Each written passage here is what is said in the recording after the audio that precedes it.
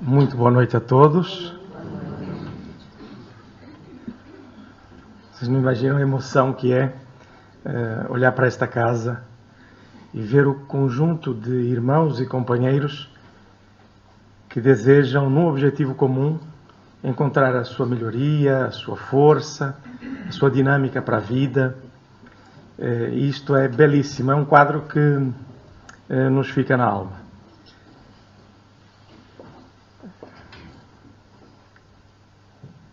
Conhece-te a ti mesmo. Isto não está colocado aqui na tela por um acaso. Tem muita força esta mensagem. Ela atravessou vários séculos, milénios, e hoje é um desafio enorme para todos nós. Principalmente quando queremos realmente despertar a nossa consciência. Há muitas coisas que nós vamos conversando e falando no nosso dia a dia que nem sempre nos apercebemos que falamos superficialmente. Eu vou colocar algumas perguntas aqui durante o nosso trabalho. Eu espero que vocês participem. Não vou poder falar todos ao mesmo tempo, está bem? Já fica avisado, que é para não causar nenhuma celeuma, mas participar emocionalmente. Eu achei muito interessante o trabalho sobre o estudo dos mensageiros. Estão no capítulo 13. O livro é extremamente forte, emocionante e despertador. E quando chegarem para o capítulo 15, está mesmo pertinho já, não é? Vamos encontrar uma transformação e uma autodescoberta de André Luiz, que hoje até pode ser um mote de trabalho para nós. Eu vou deixar esta curiosidade, né, para quem não foi ainda, né, a esse capítulo. É quando André Luiz descobre o potencial que Deus já lhe havia colocado e que ele mesmo ainda não havia descoberto. Por quê? Porque não se havia ainda, ou não havia encontrado a sua própria libertação dos liames da terra. E o potencial que André Luiz demonstra nessa... Eu não quero contar qual é o que acontece, está bem? Isto fica para desafio. É só para perceberem, é quando André Luiz vai fazer o seu primeiro trabalho no plano terreno sem estar vinculado à sua própria família. Ele vai fazer um trabalho vinculado, agora sim, aos seus semelhantes, mesmo que ele não saiba quem é. E aí ele descobre um potencial enorme. E é isso que eu queria que hoje nós também tentássemos pelo menos descobrir em nós. E pese embora o tema não seja conhece-te a ti mesmo, desgostos da vida. Quando nós olhamos para Allan Kardec, eu não sei se têm ideia, mas alguns terão, de quando Allan Kardec viajava pela Europa e pelo mundo afora, digamos assim, ele era recebido com um amor tão grande, tão grande. Certa feita, ele recebe este gênero de observação. Ele foi almoçar com as pessoas que o recebiam, penso que era em Lyon, e um jovem diz-lhe, a título de comparação, o amor que as pessoas sentiam por ele era como aquele soldado que no meio no meio da cantina recebe o general, que lhe põe a mão no ombro, que o apoia, que os incentiva. Então era assim que eles sentiam Allan Kardec nesses núcleos nascentes da doutrina espírita. Essa força de Allan Kardec nós conseguimos encontrar aonde? Nas perguntas que ele fazia no Livro dos Espíritos. Eu acredito que muitos companheiros que aqui estão há alguns anos, outros há alguns meses e outros a chegar há bem pouco tempo. Então os próprios entendimentos podem ser diferenciados. Mas quando olhamos para o Livro dos Espíritos, pensamos logo no título. O Livro dos Espíritos. E muitas vezes fazemos perguntas meio que aéreas, como se quiséssemos saber alguma coisa, mas na realidade não queremos. Eu sei que vocês têm algum familiar, algum amigo, que volta e meia vos diz assim, coisas do género: eu queria tanto perceber dessas coisas dos espíritos. E nós, como espíritas, dizemos assim: então vamos estudar o livro dos espíritos. O livro dos espíritos, coisa tão estranha. Mas não queres conhecer as coisas da espiritualidade? Então estuda o livro dos espíritos. De quem é o livro dos espíritos? Alguém sabe? Estejam à vontade. Podem arriscar. É o livro de quem? Dos espíritos. Muito bem, porque o próprio título já diz. É o livro dos espíritos. Eu quero ter um mapa do que é espiritualidade. Eu acabo então por descobrir que o livro dos espíritos é um mapa para a espiritualidade. Vivendo na Terra e conhecendo as coisas da espiritualidade. Por que é que eu estou a fazer este pequeno desafio? Porque nós precisamos, com vontade firme e sincera, de conhecer as coisas da espiritualidade. Porque nós mergulhamos hoje no planeta com uma função, com um programa para a nossa vida. Eu vou fazer uma pergunta, não responda. Nós sabemos qual é o programa para a nossa vida? Não responda, está bem? Então vamos com Allan Kardec. Se os desgostos da vida... Essa pergunta vai ficar no ar, está bem? Se os desgostos da vida nos acabrunham tantas vezes, Allan Kardec coloca esta questão. Está no livro dos Espíritos. Muito bem. Pode o homem gozar de completa felicidade na Terra? Não? Quem é que disse não? Não. Não pode? Não pode. Alguém dá mais? Está bem. Reparem que o completa está a negrito, não é? Está assim mais escurinho, não é? Completa, eu acho que todos nós conseguimos perceber que não. Não é? Por vezes, nós podemos estar muito felizes connosco, com a nossa consciência, que é o primeiro passo, mas, em boa verdade, nós estamos a trabalhar e temos compaixão. Não é? Há muitas dores ao nosso lado. Não é? E isto, muitas das vezes, pode nos causar algum embaraço, algumas dúvidas, e é aí que temos que começar a trabalhar a nossa confiança. E vamos perceber. Agora, pode o homem gozar de completa felicidade na Terra? Há uma outra pergunta a fazer, que essa é mais importante até do que o completa, que é a felicidade. Logo no início eu disse que nós às vezes falamos sobre conceitos de forma muito aberta. Falamos de amor. Se nós estivermos num grupo de estudo e dissermos assim, qual é o nosso problema? Qual é a nossa dificuldade? É o orgulho. Mas se nós ficarmos só por essa visão, nós não vamos ao detalhe, à técnica, ao trabalho a ser feito para a nossa mudança no cotidiano. Vamos fixando as questões, o que eu vim fazer à Terra. Está bem? Então a questão é a felicidade. Alguém aqui veio à Terra procurando a felicidade? Estão com dúvida, né? Viemos, gente. Viemos, mas vamos chegar aqui a um consenso. Nós viemos, vocês estão com medo, né? Viemos, não é? Agora, nós dizemos com muita facilidade que o nosso objetivo é ser feliz. Mas se eu ficar por aí, eu não consigo caminhar. Por quê? Porque feliz é como dizer assim, Senhor, agradeço-te por tudo.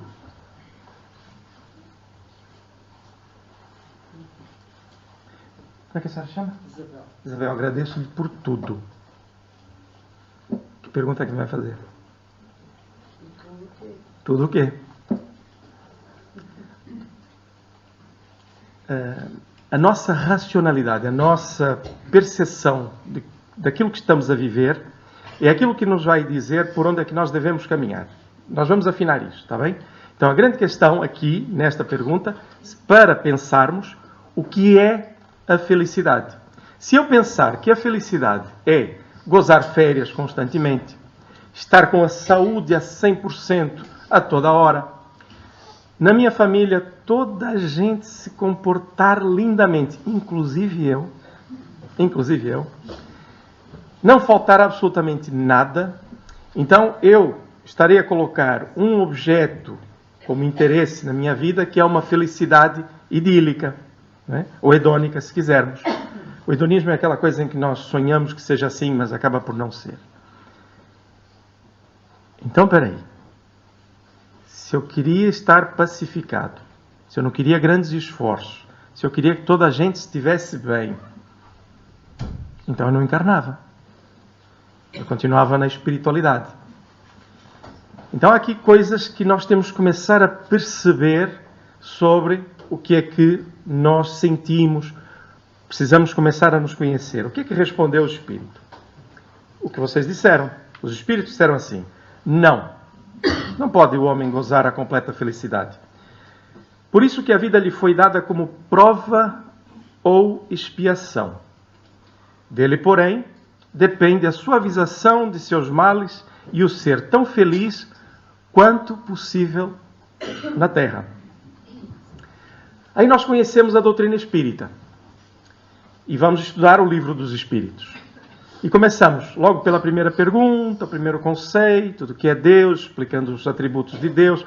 Eu sei que a esmagadora maioria já passou por essa fase, vai voltar a passar porque é muito bom, vai nos fortalecendo. Eu tenho aqui uma coisa interessante, Lutene, que eu sei que esta casa prima pelo estudo, pelo conhecimento e interiorização desse conhecimento para a prática.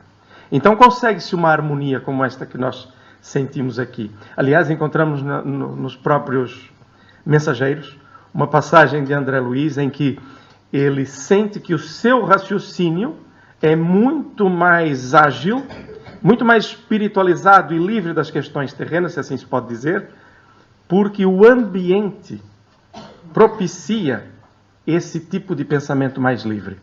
É por isso que muitas das vezes estamos na casa espírita e ouvimos dizer coisas fantásticas, muito boas, e no nosso estudo, nos grupos que há, maravilhoso, é mesmo muito bom.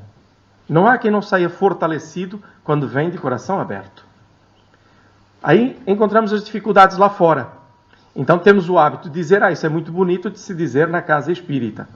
Pois, mas nós precisamos ter consciência de que o mundo ainda é um planeta de provas e expiações.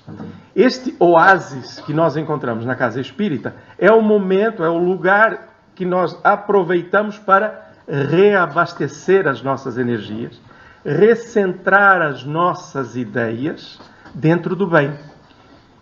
Se eu passar 30, 40, 60 dias a pensar apenas em coisas materiais, correrias e por aí fora, quando eu for observar o meu íntimo, eu estarei muito agitado, pouco pacificado.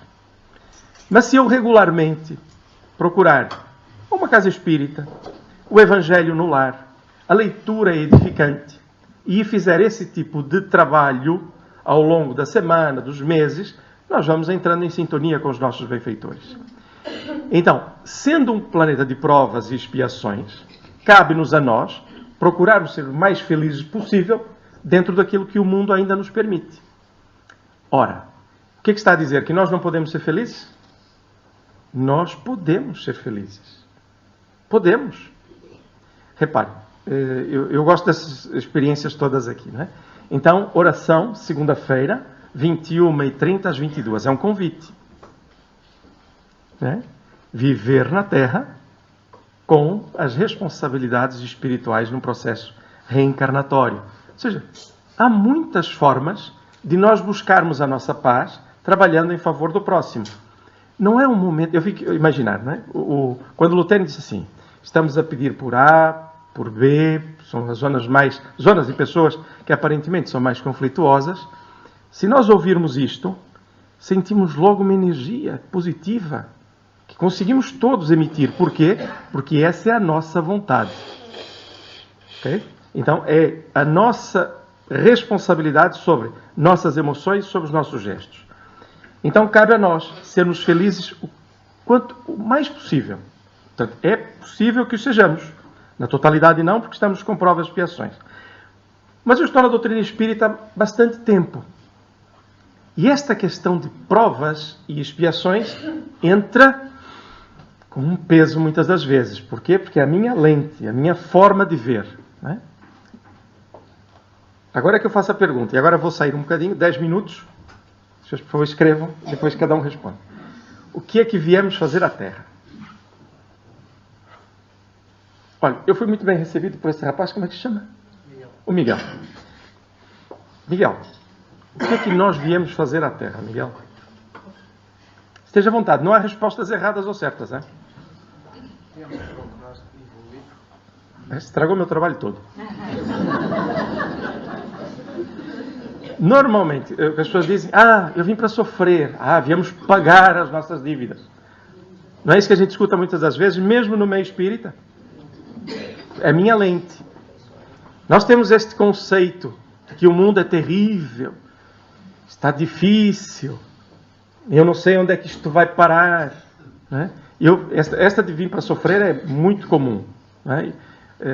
No Brasil o pessoal fala de diversas maneiras, né? Tirei pedra na cruz, coloquei sal na Santa Ceia, né? Andamos às vezes procurando erros do passado, né? Com algum humor, é verdade, mas procurando erros do passado para justificar as nossas amarguras de hoje. Mas não, tem razão, Miguel, obrigado. Esta questão de sofrer provas e pagar dívidas, gente, joguem para trás. Chega disto. Nós não viemos para isso. Nós viemos para evoluir. É isto mesmo, para o nosso progresso. Viemos para progredir. Mas não temos que pagar ou expiar as nossas faltas e passar por provas? Temos. Mas não viemos para isso. Nós viemos para progredir. Então, em meio às provas e à expiação, vamos progredir, gente. Vamos ser felizes. Vamos olhar para o filho problema. Esta casa tem um trabalho fantástico com evangelização. Vamos olhar para o filho problema e dizer, graças a Deus que eu estou a caminho com este filho problema, ou com esta relação difícil com o meu pai, porque estou no plano físico e posso fazer essa reconciliação. Imaginem que nós até temos um laivo de que tivemos muitas dificuldades no passado com o nosso filho ou com os nossos filhos, num sonho qualquer. E aí pegamos ao colo ainda pequeninos. E vem a gratidão a Deus por estarmos juntos. Essa emoção é um despertar de consciência, que faz com que nós olhemos para a tarefa que pode aparentemente ser muito difícil, e até muitas vezes o é, mas fazê-lo com amor, com garra, com vontade de acertar e com uma grande consciência sobre o processo. O que nós fazemos quando olhamos para a vinda à Terra como provas e expiações é que eu tenho um filho problema. Mas sabe o que é que acontece? Eu vou vos contar, mas não digam a ninguém, está bem? Nós do lado de lá dizemos assim, eu quero ajudar fulano. Eu amo tanto, mas ele sofre muito. Mas eu também sei que o prejudiquei, por isso ele não consegue se libertar sozinho. Terei alguma oportunidade de ir à Terra, receber este ou aquele outro, para que eu possa ajudá-lo no plano físico em que eu lhe posso tocar, já que ele não me ouve, porque ele espiritualmente está muito prejudicado. Então, podem me dar esta oportunidade? Então, todo um preparo, centenas, milhares de programações ou mini-programações para que nos encontremos com a pessoa que ficou ajustada e por aí fora. Atenção, ficou mesmo ajustado os vossos encontros. Está bem? Sorriam, porque isto é maravilhoso. Depois programa-se o tempo em que aquele com que nós andamos, às vezes em belicosidades e por aí fora, noutras existências, chegará o tempo em que ele vai estar conosco. E nós, muitas das vezes, deixamos-nos levar pela revolta, pela sensação de justiça, e não olhamos verdadeiramente para a lei divina que só nos proporciona coisas que nós necessitamos para o nosso próprio bem. Isso é uma volta no raciocínio, é um conceito diferente, que vai fazer com que nós olhemos para todas as dificuldades do passado, nesta encarnação. Esqueçam as outras, está bem? Nesta encarnação, e que até, porventura, não tenhamos agido da melhor forma. Mas vamos olhar para isso também como o nosso momento de ontem. Vamos estudar também André Luiz, já agora, não é? Já que é interessantíssimo. Quando nós fazemos Alguém aqui pretende desencarnar rapidamente? Não? Não, é que se não tiver ninguém para desencarnar rapidamente, eu falo com isso com naturalidade. Daqui a uns tempos, daqui a 60, 70, 80 anos, alguns de nós terão desencarnado. Eu acredito que será assim. E quando chegarmos lá de lá, nós vamos ter muita coisa para fazer. Uma delas vai ser reavaliar ou estudar melhor como resolvemos o último programa reencarnatório. E o que é que os benfeitores fazem conosco? Mostram-nos, em primeiro lugar, fixem isto, que vai acontecer do lado de lá. Vai acontecer. Eles vão dizer assim, olhe para os factos. E nós vamos olhar para os factos. Datas, momentos. Atenção, os lances mais importantes, os mais pequeninos, podem ficar para outras núpcias, digamos assim. E nós vamos olhar para aquilo com olhos racionais. Isto está escrito, podem procurar nas obras de André Luiz, está escrito. Aliás, vamos chegar lá rapidamente. Então, o que é que acontece? Está nos missionários. O que é que acontece? Julgamos que as coisas até estão a funcionar, está tudo muito tranquilo e por aí fora, mas eis que os mesmos benfeitores vão dizer assim, ok, já perceberam aqui, sim, eu errei tanto e por aí fora. Calma. Agora vamos ver os mesmos quadros, as mesmas situações, mas no plano emocional. Porquê? Porque nós dizemos assim, eu estou a tirar um peso das vossas costas, não sei se repararam. Nós dizemos assim, se fosse hoje eu faria diferente. Mentira. Não faria. Fariam da mesma forma. Por quê? Porque nós olhamos para o passado e relacionamos apenas o facto, mas não conseguimos sentir as emoções daquele tempo. Olha, eu era uma pessoa que tinha poucos conhecimentos, eu estava carente, eu era uma pessoa ansiosa, eu não havia curado ainda a minha ansiedade, eu não tinha confiança e hoje eu tenho. Então eu olho para um facto e digo, eu faria diferente. Pois, mas se eu voltar atrás, eu tenho as mesmas emoções de ontem, não só o raciocínio, as mesmas emoções. E são essas que muitas das vezes nos dirigem. Por isso é importante construir, e vamos chegar aqui mais à frente, o raciocínio, para que a emoção vá se coadunando com este processo. Nós vamos chegar lá. Viemos à Terra para progredir. Até outro dia, uma mensagem maravilhosa, o Espírito dizia assim, reconstruir o nosso futuro. Por quê? Eu achei aquilo tão interessante, reconstruir o futuro, coisa tão estranha, não é? Ele não está feito ainda. Engano está. Eu estou a construir o meu futuro hoje. Então, reconstruir é fazer de forma diferente para que o meu futuro também seja diferente. Então, progredir, reconstruir o futuro. Nós todos poderíamos sair, por exemplo, de uma reunião como esta, todas as semanas, ir para a nossa vida, para a nossa família, não digo para o trabalho, não sei quem trabalha à noite, mas programar a sua semana reconstruindo aqui mesmo um programa para ser mais feliz e radiante. Ok? Então, fixamos. Não viemos à Terra para sofrer, viemos para progredir. Eu poderia vos contar alguns casos, assim, particulares, sem identificação, obviamente, que seriam muito elucidativos, mas não haverá tempo para tal, mas isto é uma garantia. Se nós não pensarmos, se nós não sentirmos que viemos à Terra para progredir, qualquer embaraço nos tolhe o caminho. Percebemos isto? Alguém coloca uma pedra no nosso caminho e eu paro na pedra. Não, gente, eu vim para progredir. Passo à frente. O que é que eu vou fazer com essa pedra? E isto ou aquilo outro. É simples, não é? Isto é tão simples. E essa força tem que estar connosco todos os dias. Allan Kardec é muito interessante. Ele pensa para os críticos, nas suas perguntas, porque há perguntas que Allan Kardec faz, que nós sabemos que ele sabe. E já repararam que algumas respostas, o Espírito diz assim, mas nós já dissemos lá atrás. E ele insiste. Por quê? Não é, obviamente, só para ele, ou algumas delas nem serão para ele. E ele pergunta, na questão 922, o que basta para a felicidade de um constitui a desgraça de outro. Haverá, contudo, alguma soma de felicidade comum a todos os homens? Ou seja, algo que seja de interesse geral para todos os homens? Porque uns, nós sabemos, não é, que se contentam com mais, outros com menos. A grande referência aqui, nessa busca, é Jesus, como sempre. Quando Jesus nos diz assim, onde estiver o teu tesouro, aí está o teu coração. É uma frase de efeito? Não.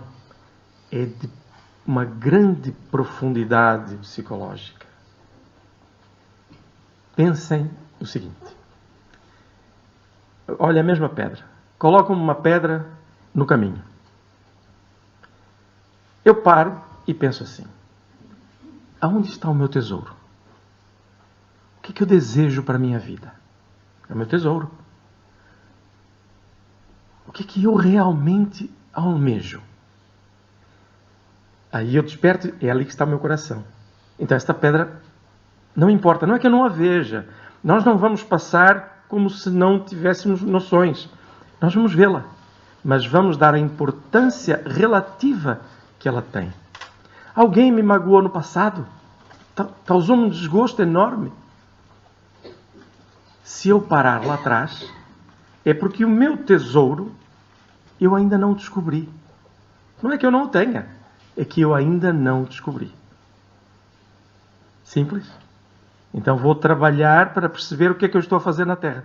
Já agora, o que é que eu vim fazer na Terra? Certeza? Então, o meu tesouro está na oportunidade reencarnatória para o progresso.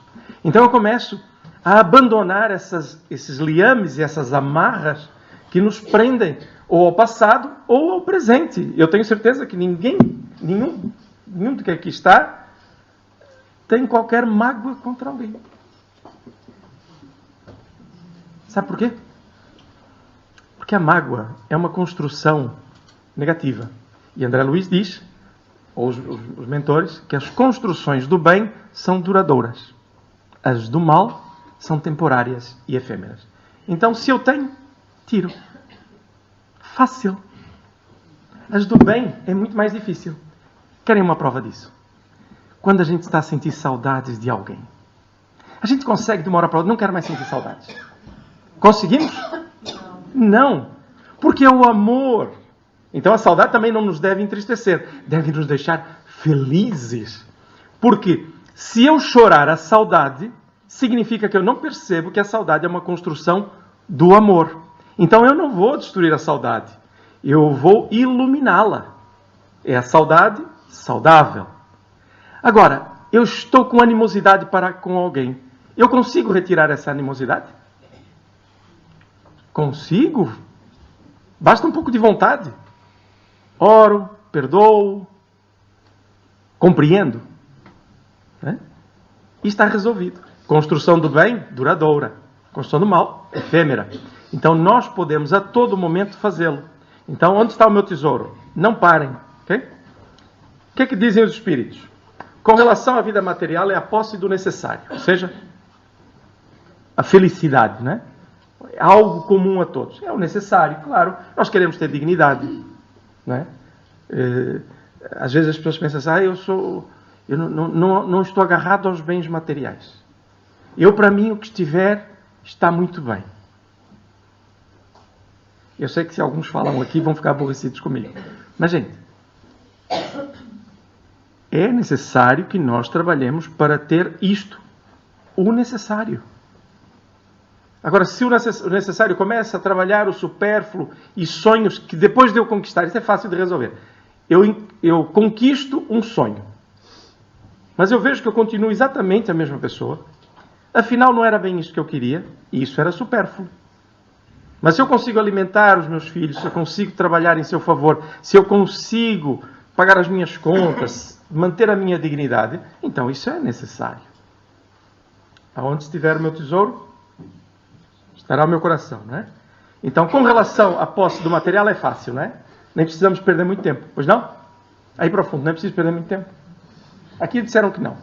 Aí também não? Pronto, então estamos a trabalhar bem. Okay? Agora, com relação à vida moral, a consciência tranquila é um bem comum a todos nós. A consciência tranquila e a fé no futuro.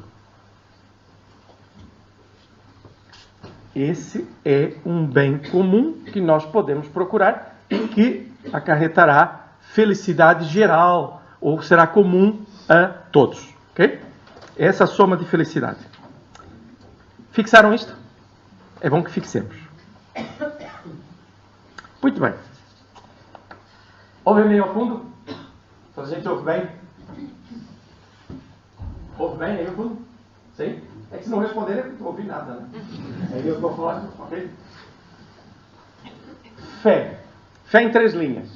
Ok? Primeiro, deixa eu só fazer aqui um parênteses. Há uma fé natural, que para os espíritos mais adiantados aquilo é espontâneo. A pessoa crê. Mas eu, olhando para o nosso planeta, não vou falar para essas almas. Vão me perdoar também, a maioria vai me perdoar. Eu vou falar para almas como a minha. Que nós precisamos ter conhecimento para estruturar essa fé emocional. Como é que eu obtenho esse conhecimento? Estudando. Não é? É isso. Estudando. O Espiritismo tem uma coisa maravilhosa. Espíritas, amai-vos e instruí-vos. Esta recomendação, Espírito de Verdade, é impressionante. Espíritas, amai-vos e instruí-vos. Se a doutrina espírita precisasse de pessoas dependentes da própria doutrina, diria assim: amai-vos e dai o dízimo, qualquer coisa do gênero. Né? Só a nossa doutrina é a salvação. Mas não, diz: amai-vos e instruí-vos. Porque fora da caridade não há salvação, não há progresso. Okay? Então, conhecimento, a doutrina espírita incentiva-nos ao estudo. Eu devo imaginar, vou fazer aqui contas por alto, que 98% das pessoas aqui frequentam os cursos. Muito bem.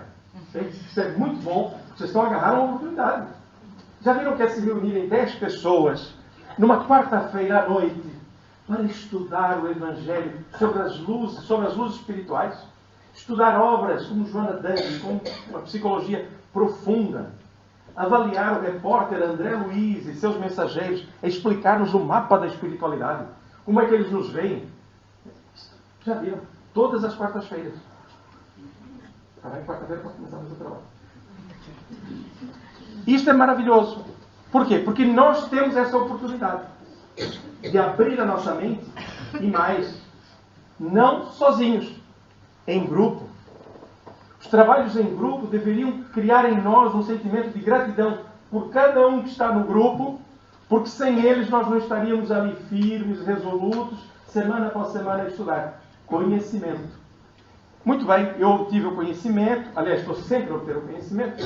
Segundo o cantor brasileiro Taiguara, diz que só fecha o seu livro quem já aprendeu. Nós estamos a aprender, ninguém fecha o seu livro, portanto, conhecimento. E depois o raciocínio. Por quê?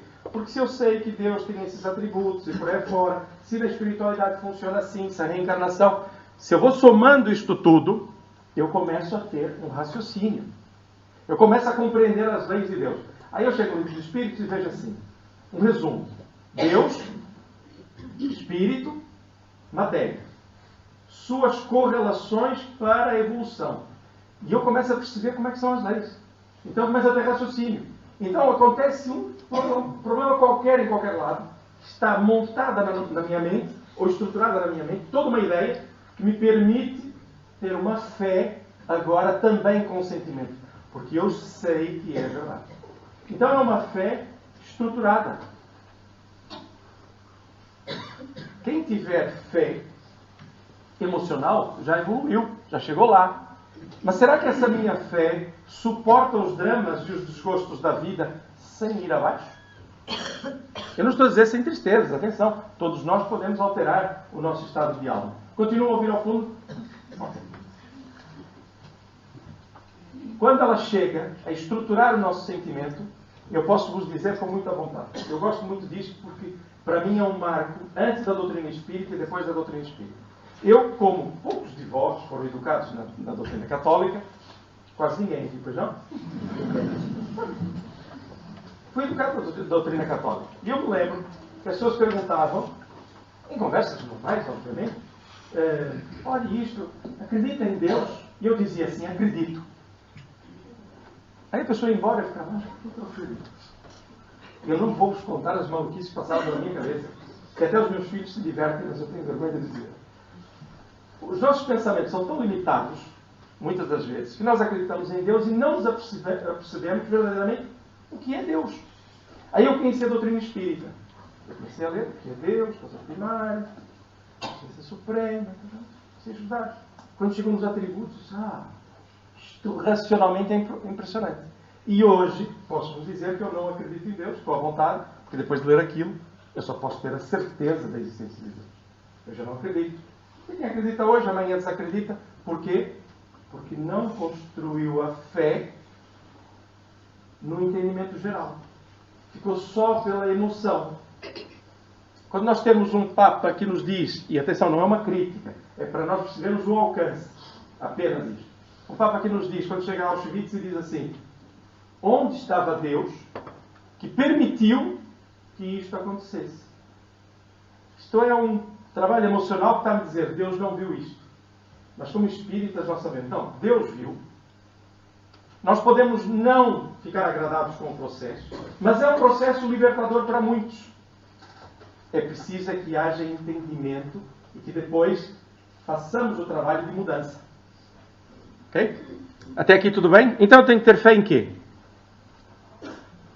Miguel, deixa eu estar, fica para a próxima. Se você estraga o trabalho, vou ver que estragar duas vezes.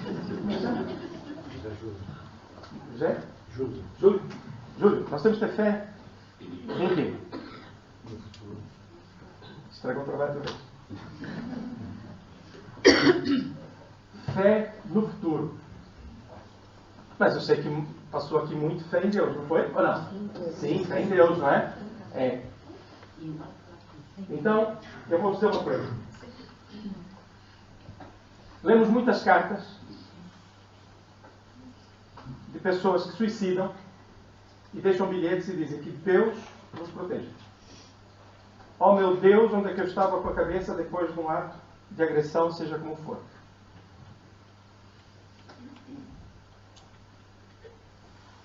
A fé em Deus é importante.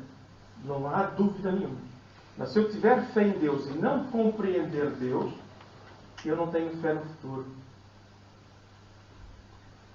A fé no futuro é muito interessante. É muito enriquecedor. Quem é que se habilita a fazer uma leitura muito curta aqui, por favor? Seja à vontade. Por favor, olha. Vou pedir para ler alto. Sim. Bem alto? Sim, então, sim. Bem alto. Sim. Olha o pessoal alto também agora. É lá. Então, aqui no item 3, Sim. só o primeiro parágrafo. Quer o microfone? Não. Só o primeiro parágrafo. Noutra acessão, considera-se fé a confiança que se deposita na realização de determinada coisa, a certeza de atingir um objetivo. Nesse caso, ela confere uma espécie de lucidez, que faz antever pelo pensamento os fins que se têm em vista e os meios de atingi-los, de maneira que aquele que a possui avança, por assim dizer, infalivelmente. Num e noutro caso, ela pode fazer que se realizem grandes coisas. Muito obrigado. Muito bem. Isto é Allan Kardec. A falar mais ou menos isto. Eu não consigo falar com aquela riqueza de raciocínio de Allan Kardec. Mas traduzindo, eu tenho um objetivo que é chegar, por exemplo, naquele canto. Eu tenho que chegar ali em cima. Se eu não acreditar que eu consigo chegar lá, eu não chego. Mas se eu acreditar, porque conheci, raciocinei, encarei um sentimento de verdade, eu quero chegar lá, criei uma espécie de lucidez que eu vou chegar lá. Porque eu não paro. Porque eu acredito. Eu acredito no futuro. E o futuro é aquele que Jesus nos anunciou. Estais fadados a seres felizes. E nós caminhamos para a felicidade através do que, Miguel? Do progresso. É esse o caminho. Então eu preciso acreditar no futuro. Por quê? Porque se eu não acreditar no futuro, temos uma questão muito interessante. Este conjunto, fé em Deus e fé no futuro, a fé em Deus vai me permitir perceber as coisas. Pois preciso ter fé no futuro. Se eu viver sem fé, reparem que eu estou a falar, quando se fala fé, pode ser em Deus, bem estruturada, e fé no futuro. Muito bem. Sem fé, eu entro em depressão. Sem fé, eu tenho angústia. Sem fé, eu tenho ansiedade. Por quê? Porque eu estou sempre inseguro. Porque eu não acredito que o processo que eu estou a viver terá solução. Eu posso ser espírita e posso estar deprimido. Posso. Uma coisa não invalida a outra. A questão principal, quer depressão, quer angústia, ansiedade, podemos colocar vários, mas esses são os mais comuns. É porque em dado momento, ou porque o meu passado me pesa no inconsciente, que está lá arquivado, ou dramas de hoje, quer da infância, quer como seja, fazem com que eu pare no momento para fazer o luto ou estar a viver essas dores. Mas se eu acreditar no futuro, lembram-se? Eu acredito que posso chegar lá, que eu vou ser feliz. Então, aumenta a minha lucidez e uma força enorme que todos nós temos avança, surge como um dínamo muito poderoso. E nós então vamos abandonando estes processos. Por quê? Porque estou confiante. Porque acredito no futuro. Por que é que vimos orar aqui então, ou pedir para que as pessoas orem às segundas-feiras, àquela hora, em favor da paz no mundo? Porque se acredita que as nossas energias podem fazer a diferença. E fazem. Quem não quiser receber essa energia, não a recebe. Mas nós podemos emiti-la. Então, sem fé, nós temos estas questões que dificilmente as resolvemos. Sem a fé no futuro.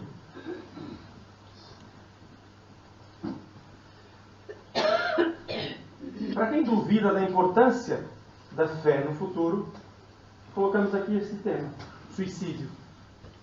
Por que alguém se suicida? Deixa eu só fazer um pequeno parênteses. E eu peço esse parênteses mesmo de coração.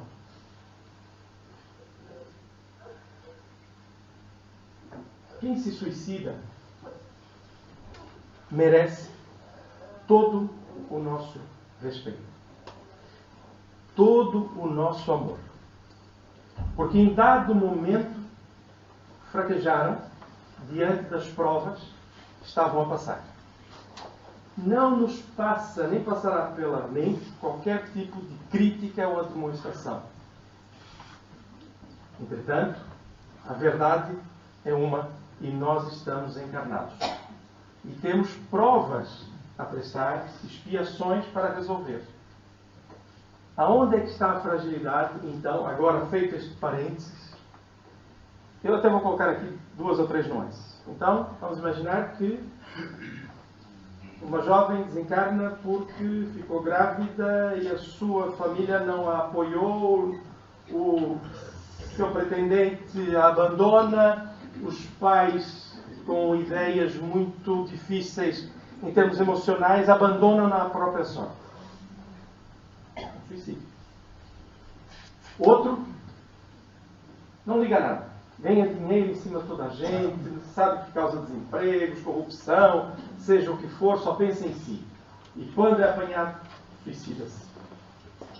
E não há problema nenhum fazer isso. Pensamos nós. É só quando somos apanhados. Vai ser a lei da Terra, não é? Então nós temos aqui nuances. Não é? Mas eu também não sei que educação essa pessoa teve para chegar àquele ponto, que valores lhes foram passados. Até aqui tudo bem? É só para nós percebermos que às vezes falamos em suicídio e somos espíritas matemáticos. Eu já ouvi pessoas a dizerem assim: olha, e quando o indivíduo desencarna pelo suicídio, ele tinha quantos anos? Tinha 40. Qual era o programa dele? 82. Fazendo as contas, 42 anos ele vai passar em sofrimento. Não vai, esqueça. Pode passar mais ou menos. Deus é Pai, não é perseguidor, não é? Okay? Então vamos falar agora então, feito este parênteses, suicídio. Por que é que as pessoas se suicidam? Ou melhor, o que é que pode impedir que as pessoas se suicidem? Ajudem-me lá. Não acreditam no futuro. Não acreditam no futuro. Então, o que é que precisam fazer? Acreditar no futuro.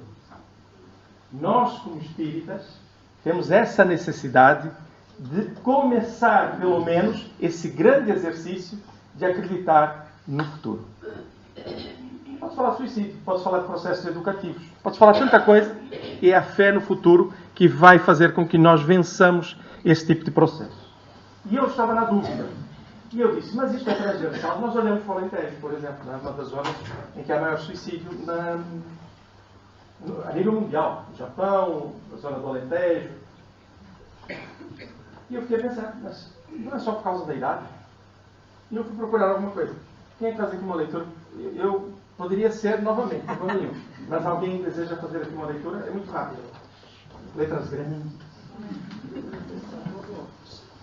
Alto para toda a gente ouvir. Parece muito, mas as letras são grandes. Eu queria que prestassem atenção nisto. Porque isto é uma realidade nossa. Ok? É para toda a gente. Atenção para ler o noticiário. Também não é espírita isto. Ok? Então posso começar? Por favor. O diretor do Programa Nacional para a Saúde Mental afirmou: esta segunda-feira houve um acréscimo muito significativo de crianças e adolescentes de famílias em situação de crise a recorrer às urgências com situações de depressão, ansiedade e tentativas de suicídio.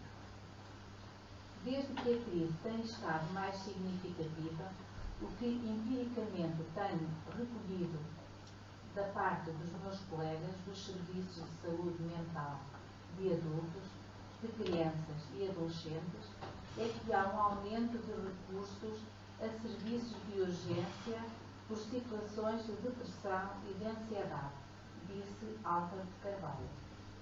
No caso das crianças e jovens, houve um acréscimo muito significativo.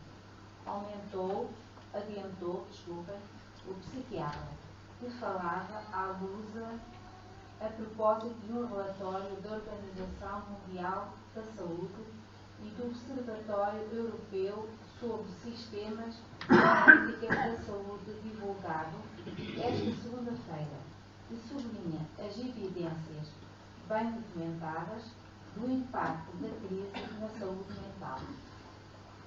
Na base destas idas às urgências estão situações de depressão e ansiedade, mas também tentativas de suicídio de jovens adolescentes. Segundo revela o Jornal de Notícias, a crise levou a aumento de casos de depressão e infecções na população em geral. Não precisa ler assim. Obrigado. A segunda é continuidade, outros números.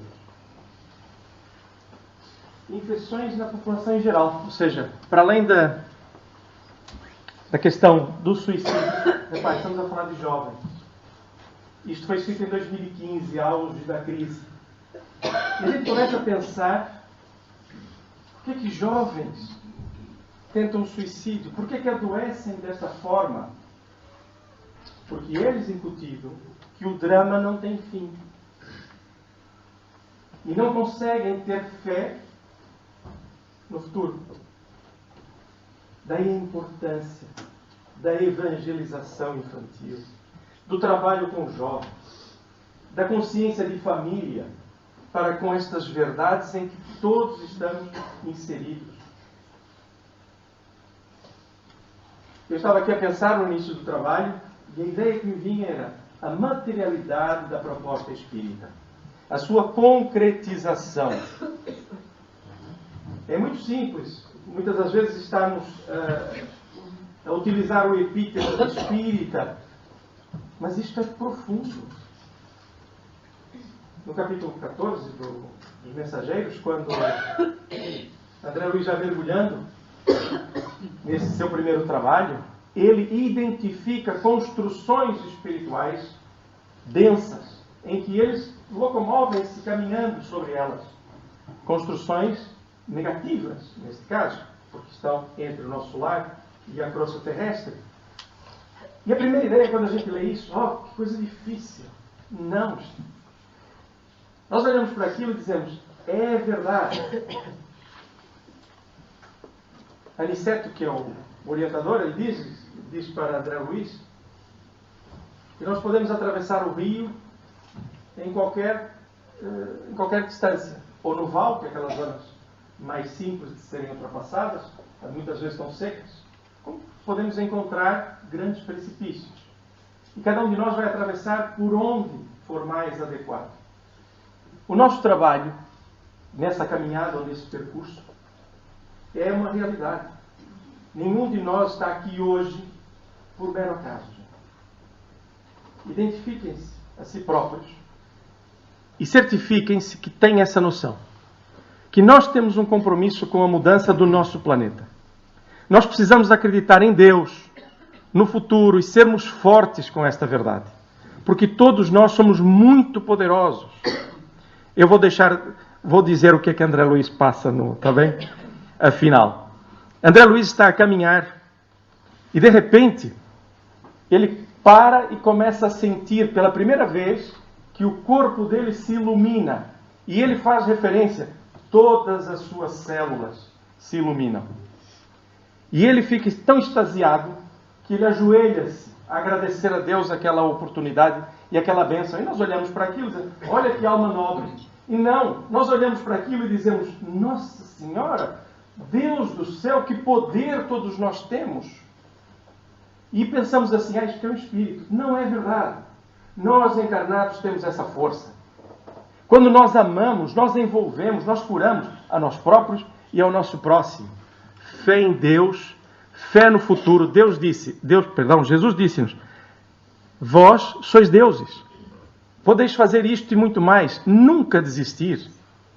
Não significa ser conivente com os erros, mas não desistir das pessoas. Suicídio, lento ou não. Okay? Às vezes a gente pensa no suicídio também só na perspectiva do ato translocado, não é? Mas não. Agora, eu tenho certeza que ninguém vai ligar muito aqui. Okay? Alcoolismo, tabagismo, drogas, ou drogadição, se quisermos, licenciosidade, vícios que nos colocam no caminho de uma derrocada e desrespeito pela oportunidade do processo reencarnatório. Esse é um suicídio. E pasmem, mais doloroso no plano espiritual é esse, depois de nos tornarmos espíritas. Porque temos consciência de que devemos respeitar o nosso corpo, porque é um instrumento temporário para nós exercitarmos o nosso espírito. Se eu tenho fé no futuro, eu não me suicido, nem rapidamente, nem lentamente. É esse despertar. Certa feita, estávamos a fazer uma conversa. Por acaso conhece? Estávamos a fazer uma conversa e falava-se sobre tabaco. E eu já tinha usado os argumentos todos. A nossa tela de proteção no perispírito, a questão dos pensamentos mais grosseiros adentrarem no nosso pensamento, perdemos muito da nossa proteção. Detalhe, para aquela pessoa, aquilo ela já sabia tudo. E agora eu vou vos dizer isto, vocês também não contem ninguém. Eu disse-lhe assim, olha, mas pense, as pessoas dizem assim, eu quando desencarnar eu resolvo isso, não é? E eu disse, então pense, quando está a fumar, atenção, estou a usar esse exemplo, pode ser para qualquer outro, não é? Quando você está a fumar, você está a alimentar outros espíritos que estão a fazer isso consigo. Certo? Agora, se os espíritos se aproximam de si, você deve manter o vício deles, mantê-los naquele estado, ou deve ajudá-los a mudar de comportamento? Libertando-os também. Trabalho espírita. Então, consciência. Tudo bem? Okay? Eu espero que ninguém esteja necessitado de mudar isto. Rapidamente. Perguntas, afirmações de autojustificação que nós fazemos. Nós. Está bem? Se alguém não faz ou nunca fez, ótimo. Como pode Deus permitir estas situações? Quando estamos no meio de um desgosto, nós não pensamos na oportunidade. Amei demais e não sou amado. Estou triste. Vou fechar o meu coração. Não sei se acredito. Estou há 30 anos na doutrina espírita. Não sei, depois ficou aquela dúvida, aquela pequenina, e paramos no tempo. Não sou deste mundo. Aquela tal melancolia, que também está no Evangelho. Notícia, nós somos deste mundo. Há pessoas que dizem, não, eu não sou deste mundo. E em boa verdade nós estamos nele. Não é? Muitos de nós podemos, não sou mesmo. Mas quando dizemos isto é de forma pejorativa, achando que estamos injustificados. Injustiçados. Para o homem de coração, Allan Kardec diz-nos assim, para o homem de coração as decepções oriundas da ingratidão e da fragilidade dos laços da amizade não são também uma fonte de amarguras? Que é aquilo que a gente mais fala, não é? Que é da injustiça. Sinto-me traído. As pessoas não souberam agradecer o meu esforço. Compete-nos a nós sermos felizes na terra, quanto possível. Se eu me amarro nessas condições, julgo estar a perder tempo. E os espíritos dizem assim para Allan Kardec. É verdade. Não é? São decepções oriundas da ingratidão. São fontes de amargura. É verdade.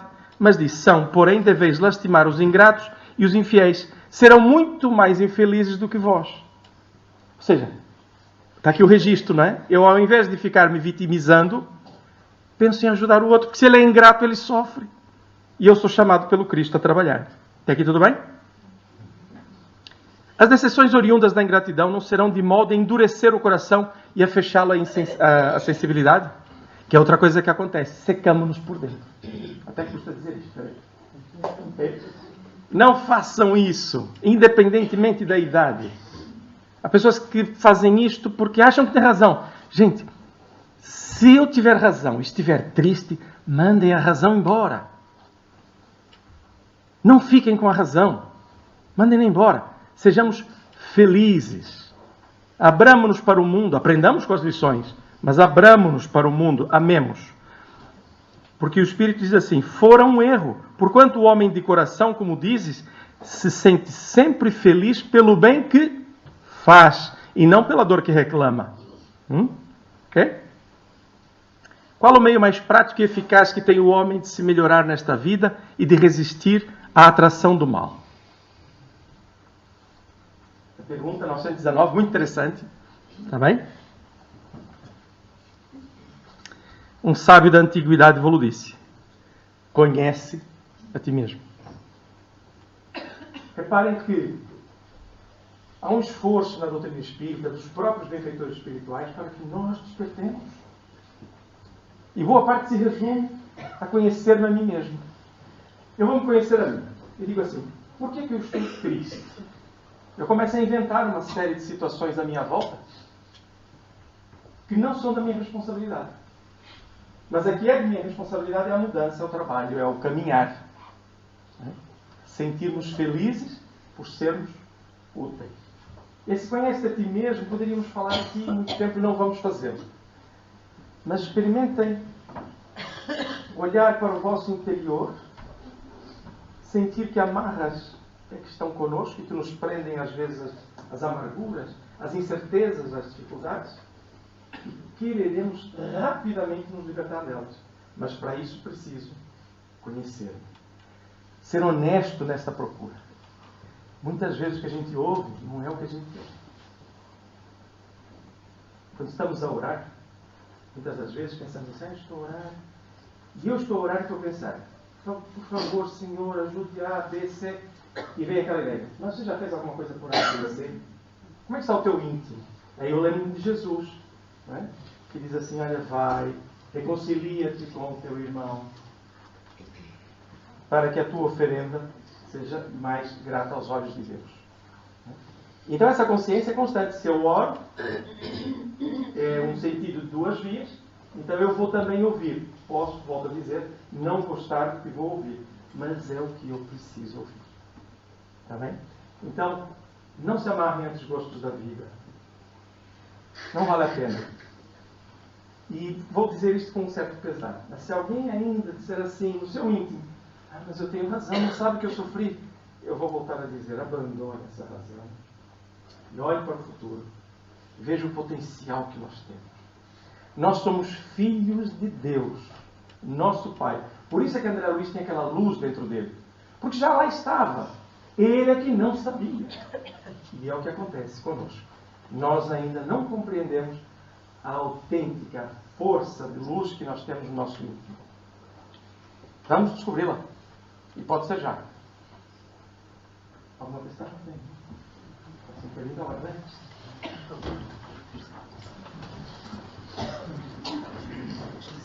Aproveitar as questões que você colocou aí, tá? Você falou em progresso. Nós estamos na Terra para progredir. Dá para progredir marido e mulher que vivem as turras um com o outro? Bom, eu vou pela positiva. Não andem as turras. Uma dor de cabeça. Sinceramente, não percam tempo. Sejam gentis. Eu vou vos dizer aquilo que eu sinto e penso que é o ideal na nossa vida. Eu chego do trabalho, ou chego à noite da casa espírita, ou venho de qualquer lado. Ao colocar a chave na porta, atenção, porque eu tenho me portado bem e minha esposa entregou-me a chave de casa, está bem? Só para ficar registrado. Voltando ao tema, coloco a chave na porta de casa, mentalizo o meu lar e digo, é aqui, Senhor, que eu venho buscar a minha força, é aqui que eu venho trabalhar para melhorar e ajudar quem está comigo. Quando entro no hall, depois tem a minha esposa, eu vou, dou-lhe um abraço, vou aos miúdos, e a emoção está lá. Eu posso até não fazer fisicamente, constantemente as mesmas coisas, mas a emoção está lá. É a gratidão a Deus por estarmos a trabalhar em conjunto, apesar de nossas diferenças. Havia uma novela no Brasil, que eu achava muito engraçada, um senhor que tinha lá uma banquinha de pipocas, e ele era o sábio. Então, perguntaram, olha, mas você... Estavam ali a conversar, mas eu não amo esta pessoa e por aí fora. E ele diz assim, qualquer coisa do gênero. Quem ama, não ama porque ama apesar de. Então, com todas as nossas dificuldades, foram essas pessoas que se permitiram e que os nossos benfeitores também permitiram que nós nos juntássemos. Então, se eu achar que eu tenho razão, eu mando a razão embora. E vou amar. Apesar de. Porque quando eu amar, eu sou feliz. Eu sei que no pensamento... Eu leio alguns pensamentos. Você não sabe o marido que eu tenho, você não sabe a esposa que eu tenho. Eu sei que nós pensamos isto, mas é um vício mental. O que a proposta espírita nos faz é colocar-nos noutro plano de responsabilidade. Se eu olho para uma situação e vejo que ela não está bem, eu tenho que me perguntar o que é que eu posso fazer para melhorar esse processo. Volto a dizer, não há conivências. Mas o amor cobre a multidão de pecados. Isto é Jesus quem nos diz. Para quê? Para que nós nos melhoremos.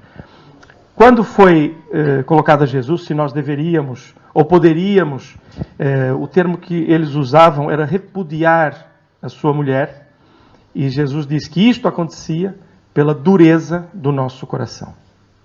Então amemos. E isto vale para os dois, não é? Homens e mulheres. Amemos. Façamos o nosso melhor. A pior coisa que a gente pode fazer é desencarnar não gostando de alguém. Por dois motivos. Primeiro, sofremos. Segundo, vamos ter que estar com esse alguém para retificar essa emoção. Agora, se nós amamos, podemos ajudar de diversas formas. Então, andar às turras não, está bem? E ainda mais se bater assim, dói. Compreendemos o progresso. Outra questão, Casimiro. Você falou aí do momento da emoção. Você deu o exemplo, se dissesse, se o tempo voltasse, eu não teria agido assim. Porque nós não estamos debaixo daquele calor das emoções, né? E por isso que fazemos afirmações assim. Como, né, levando em conta o calor das emoções, uma pessoa que nós amamos, que venha desencarnar, que venha morrer, né? Como que eu consigo ter fé no futuro, se eu agora, hoje, nessa vida, eu perdi uma pessoa que eu amo profundamente? Isto é das coisas que mais marcam e ficam na nossa memória emocional. É não termos dito às pessoas que amamos aquilo que deveríamos dizer. E marca-nos ainda mais aquilo que não era para ser dito e nós dissemos. Mas, gente, vamos vencer também isso. Vamos pensar de maneira simples. Se a pessoa que desencarnou nos ama, em dado momento ela vai compreender o processo. Por quê? Porque se eu amo, eu também compreendo o meu processo e o processo da pessoa. Então não se vinculem a estas mágoas. Orem por aquele que partiu, mas orem com alegria. Não orem como que, ai, morreu, Senhor, protege-o. Protege-o, Senhor, enche-o de luz. É uma pessoa que eu amo e que eu não consegui me relacionar como eu gostaria hoje com os conhecimentos que tenho. Então, hajamos. Nós às vezes pensamos que o mundo espiritual está à parte e o físico também. Estão separados. Não estão. A única questão é que nós temos uma vibração material densa, porque somos um magneto, e tivemos a oportunidade desta organização biológica, e isto é que nos distingue aos olhos. Mas enquanto seres, nós somos exatamente iguais. Estamos a vestir isto. Então, entre uma pessoa que está desnuda e outra que está com um fato de macaco a fazer o seu trabalho como mecânico, não há diferenças, a não ser o fato de macaco, que é isto que nós vestimos. Então, não paremos com as dores do passado. Se temos situações para resolver com os seres amados ou não, que os resolvamos hoje, emocionalmente, sem problema nenhum. Aquelas maiores dores que muitas vezes nós assistimos nos momentos de desencarne de alguém, muitas vezes não é a saudade saudável. Muitas vezes é a angústia de não termos feito aquilo que deveríamos ter feito enquanto encarnados.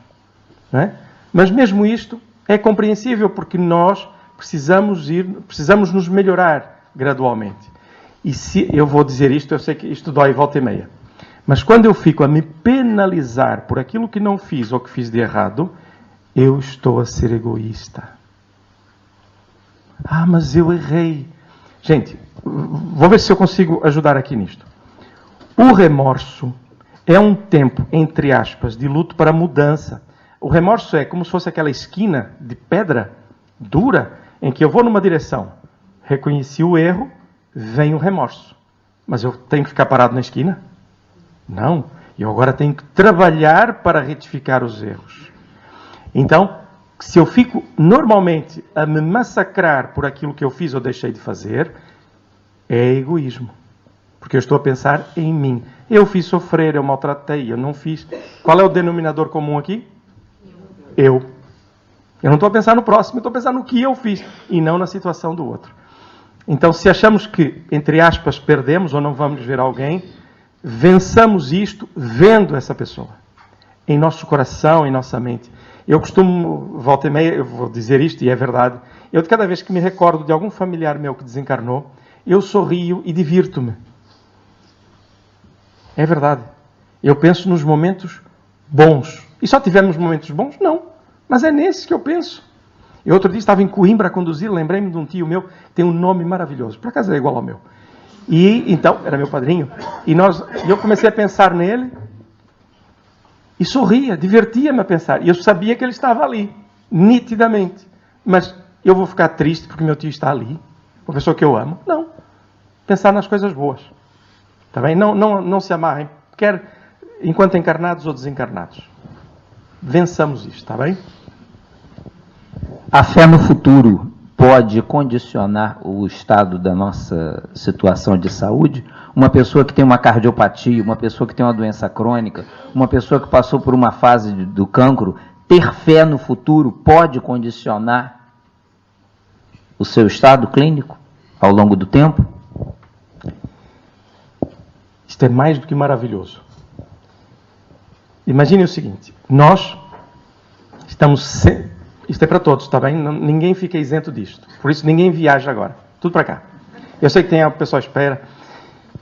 Isto é assim. Nós estamos constantemente a receber energias, porque Deus nos ama. Os hindus chamam de prana, não é? Nós chamamos de fluido universal e por aí fora, e alimentamos-nos desses fluidos.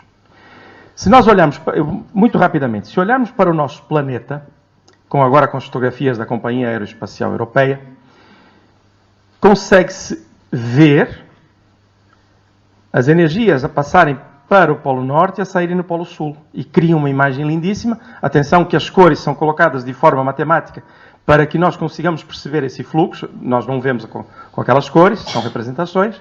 Mas nós, como magnetos, estamos na mesma situação. Estamos a receber energia constantemente e a fluir energia. O que acontece? Quando eu projeto a minha mente, a minha vontade, para o trabalho no bem, falar o bem, viver o bem, perspectivando a reconstrução do meu futuro, essa energia vem, ilumina-me e recicla, passa. Se eu estou angustiado, se eu não tenho fé no futuro, se eu estou ansioso, o que vai acontecer é que essa mesma energia vai ficar estagnada. E ela para ali. É como se fosse água. A água no rio é saudável, não é? Está a passar. Estagnada, fica pestilenta e prejudica a saúde. Ora, imagine essa energia conosco parada. Eu não amo, eu não estou feliz, eu não consigo irradiar energia. Aquilo vai acumulando. Ora, todos os órgãos com essa concentração energética começam a ficar prejudicados porque não conseguem movimento mantidos com aquela pressão tão forte. É uma eletricidade estática, digamos assim, que está ali a prender a movimentação dos órgãos, a causar embaraço. Ora, as células, por sua vez, isso chegamos aqui no citoplasma, conseguimos perceber melhor como elas são tão moldáveis, vão fixando essas energias, essas cargas elétricas deletérias, negativas, até que as nossas células cancerígenas, todos nós as temos, só que elas vão e vêm, e a nossa alegria, a nossa força de viver vai mantendo o nosso equilíbrio, mas quando nós invertemos o processo, mantendo essa energia negativa, o que ocorre, através de mágoas e por aí fora, é que esses órgãos e essas células, até individualmente, vão ganhando projeção de forma a nos prejudicar a saúde. Então sejamos alegres, felizes, fé no futuro. Não paremos a nossa mente no drama de hoje. Eu estou com dores? Estou. É verdade. Eu estou com problemas?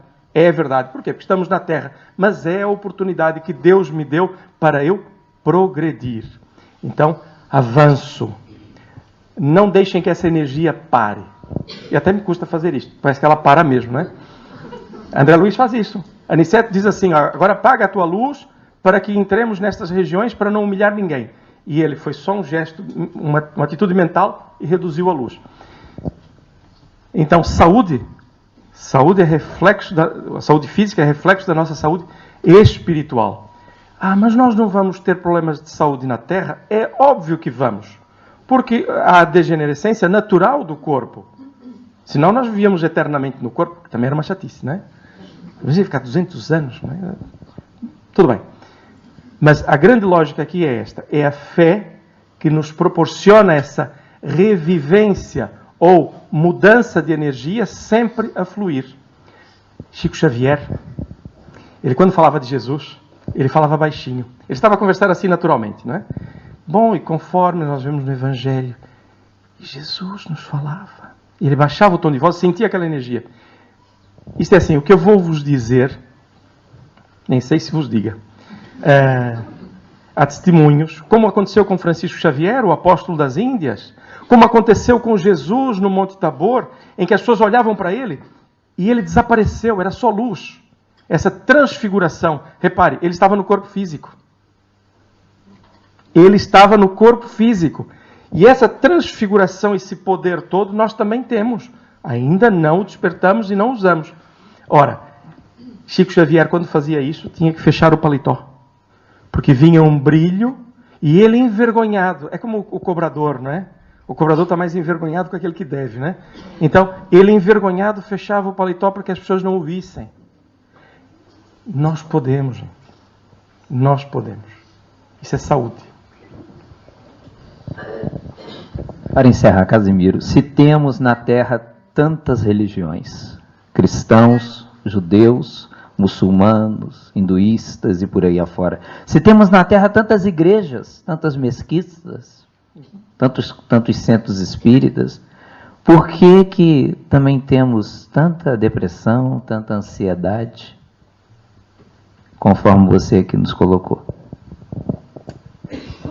Já que me lembrei de Chico Xavier, certa feita Chico não era palestrante.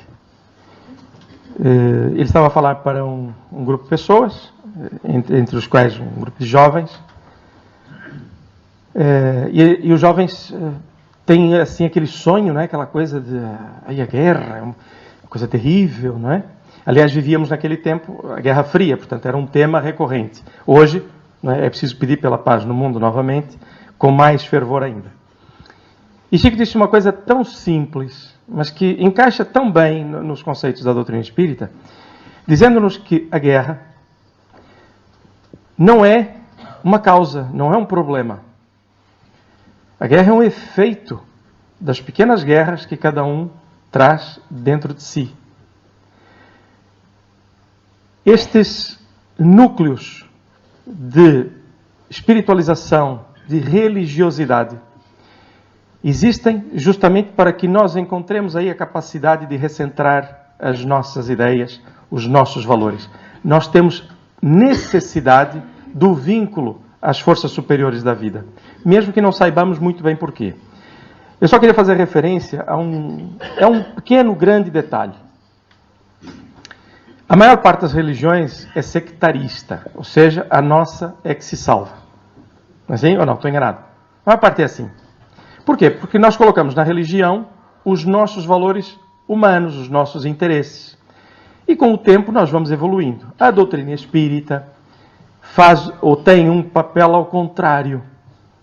Quer dizer, não é fora do espiritismo que nós não temos progresso ou salvação. É fora da caridade. E a caridade implica o respeito pelo próximo, independentemente da sua religião. Então, este pequeno parênteses no processo, mas que nos faz refletir sobre uma coisa tão interessante quanto esta. É que todo pensamento no bem, independentemente da sua etiqueta, é favorável à paz no mundo. Mesmo que haja pequenos defeitos, pequenos erros no conceito e por aí fora, o amor é que transcende a tudo. Imagine que, eu vou fazer este parênteses, que nós, enquanto católicos, fôssemos mesmo cristãos, o mundo estaria em guerra? Não estaria. Se nós, enquanto espíritas, fôssemos mesmo espíritas, haveria dissensões? Não haveria. Mas nós o que é que fazemos muitas vezes? Trazemos para a religião as nossas convicções, ao invés de buscar na religião as convicções para a nossa vida. É por isso que ainda, apesar de tantas religiões, o materialismo ainda impera e muitos religiosos entram em guerra. Por quê? É muito interessante a avaliação que Allan Kardec faz sobre as religiões.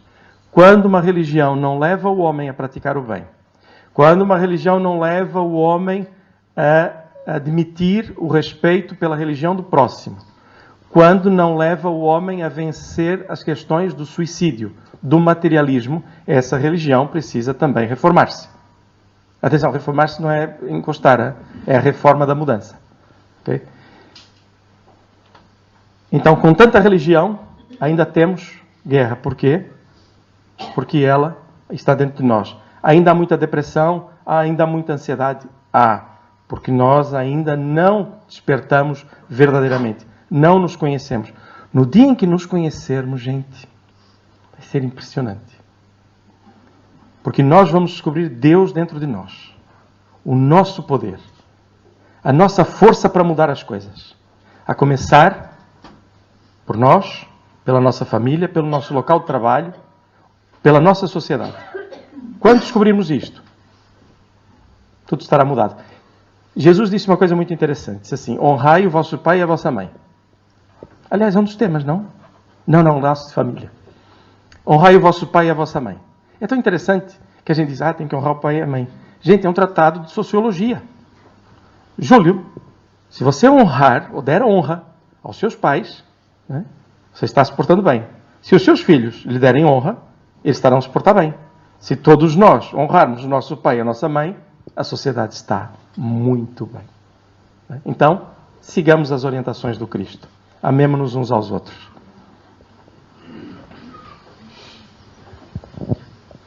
Obrigado você, Casimiro. Vou te pedir, tá bem? Que você nos faça a prece de encerramento, tá?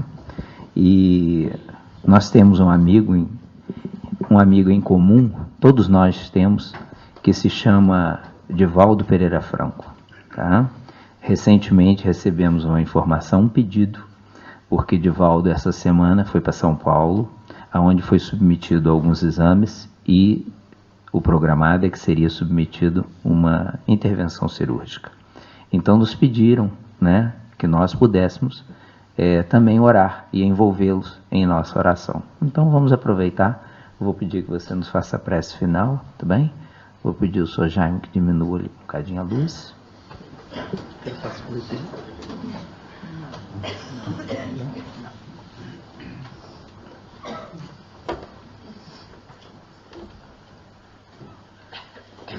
Uma vez nós estávamos no Fórum da Maia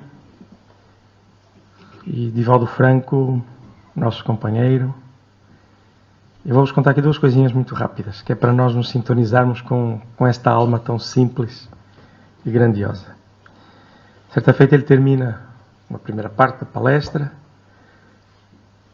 eu até vou-vos contar três. E ele diz assim: Casimiro, gostou? Isso é muito bom, as pessoas prestaram muita atenção, foi bastante objetivo. E ele, cada vez gosto mais disto. Assim com uma... não é infantilidade, mas com uma leveza, não é? Dizer, eu estou convosco. Certa feita, disse-lhe assim: Divaldo, minha mãe gostaria muito de falar consigo.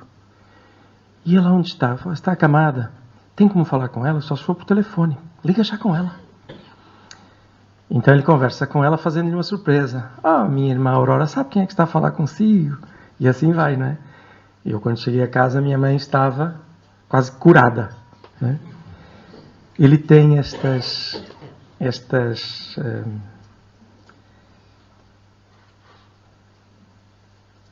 delicadezas de nos aproximar dele. E no Fórum da Maia, teve um momento, nas casas do Estado, nós temos que respeitar a laicidade desses espaços. Então, em vez de fazer uma prece, agradecer a Deus a presença de nosso Divaldo, nós pedimos um minuto de silêncio para que cada um o abraçasse, naquele momento, fechando os olhos, com ele ali presente.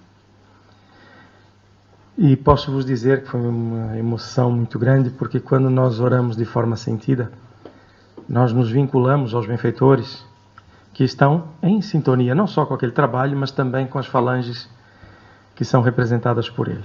E ele disse-nos que ele era apenas a ponta do iceberg, que o trabalho em favor da humanidade, através dos mensageiros que vertiam as suas letras, as suas páginas, estes livros de ensino tão profundo, é que eram os verdadeiros trabalhadores. Ele era só a pontinha do iceberg, era só o escritor.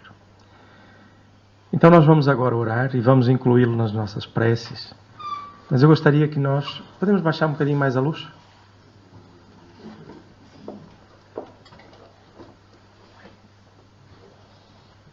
Que nós nos... Mais ainda. Eu posso apagar isto.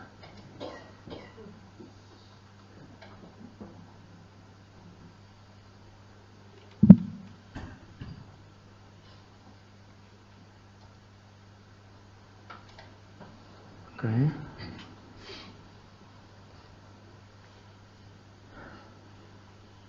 Deus é misericórdia. É um amor infinito.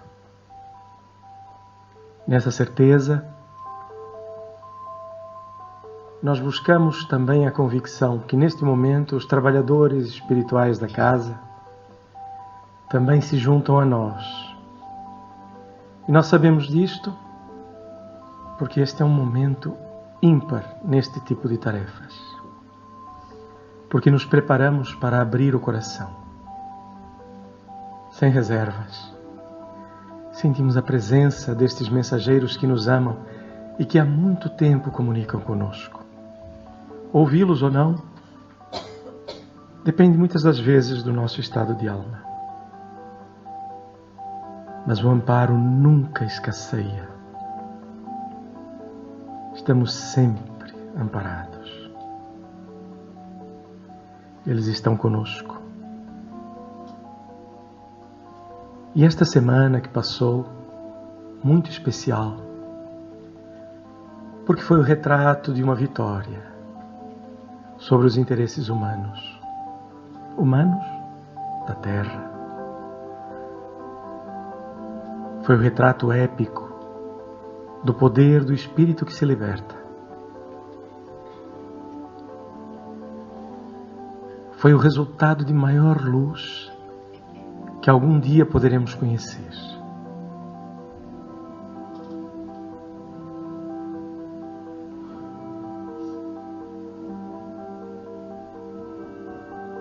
Quando Jesus, do alto do madeiro, diz-nos, a todos nós, direcionando suas palavras a Deus, o ensino seria sempre para cada um de nós. Pai, perdoa-lhes. Eles não sabem o que fazem. Depois, na estrada de Emaús, para onde vamos agora mentalmente, os seguidores caminhavam, algo entristecidos, porque eles queriam que Jesus continuasse na terra, curando, falando sobre o reino de Deus. E nós não tivemos forças para o salvar. E eis que Jesus surge no caminho e não se identifica. Caminha com eles, respeita-lhe as emoções. O quadro é belíssimo. O amor de Jesus irradia, até que mais à frente todos se encontram. E Jesus divide o pão, alimenta-se e dá a prova da imortalidade da alma de uma forma impressionante, porque só assim também compreendemos que a sua mensagem ficasse tão gravada naquelas almas que eles ultrapassaram os seus próprios, as suas próprias dificuldades, seus desaires íntimos, suas fraquezas, e Jesus ali com eles. E Jesus põe o seu olhar sobre Tomé, porque Tomé foi profundamente honesto. Tomé disse que só creria depois de ver.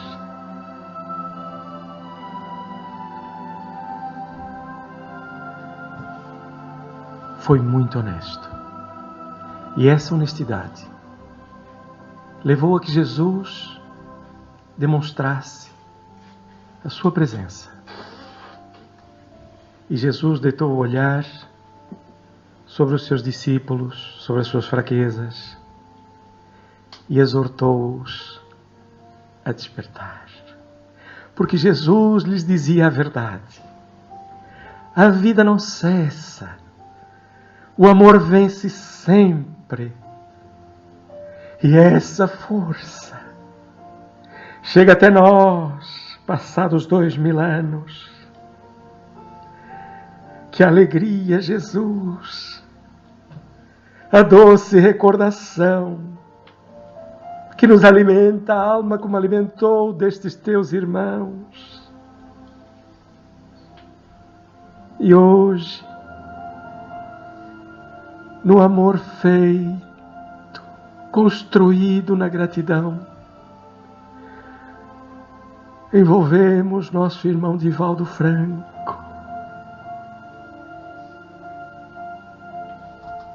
abraçando todos nós,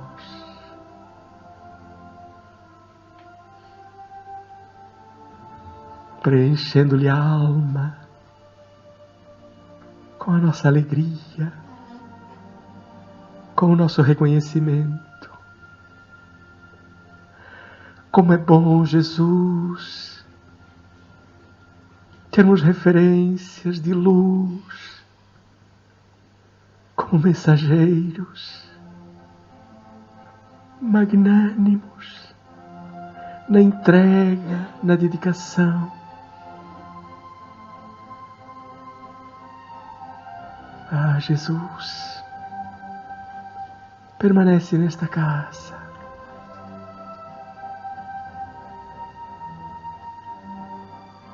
Com todos os trabalhadores da espiritualidade, o trabalho hercúleo que realizam em nosso favor. Que a tua paz permaneça com cada um dos nossos irmãos aqui presentes. Que os lares aqui representados recebam a luz nesta hora pela ponte que se cria quando os laços são duradouros no amor e na fraternidade. Que o nosso coração, Jesus, seja reflexo do teu amor por nós, recordando apenas a exortação: amai-vos como eu vos amei. Amai-vos como eu vos amei.